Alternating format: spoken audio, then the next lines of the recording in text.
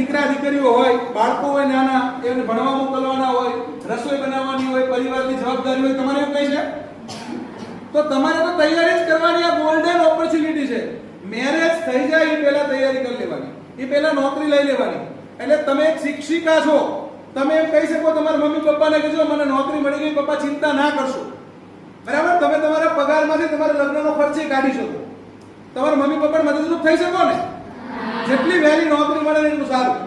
શિક્ષકને 3 ઉચ્ચતર પગાર ધોરણ મળે, 9 નું મળે, 20 નું મળે, 31 નું મળે, અને આપણને 3 મળે એવું કરવું છે ને. આપણે 3 ઉચ્ચતર પગાર ધોરણ મળે. જેટલા વહેલા નોકરીએ લાગો ને તમે, એટલો તમને ફાયદો થાય.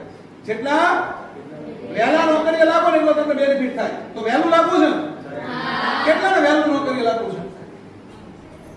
બધાને લાગવું છે સાહેબ. मस्ती करने की उम्र में हमें मंजिल की बेकरारी, मस्ती करने की उम्र में हमें मंजिल की बेकरारी है. हमें किसी से मिलने में दिलचस्पी नहीं है. हमारी खुद से मुलाकात काफी है. हमारी ज्ञान लाइफ से मुलाकात काफी है.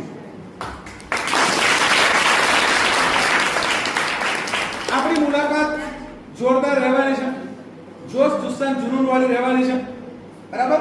થાકેગા નહીં, હારેગા નહીં, બેઠેગા નહીં, રૂકેગા નહીં, ઝૂકેગા નહીં, સાલા કે સાલી. તો આપણે એકદમ ઉત્સાહથી તૈયારી કરવાની છે. તમને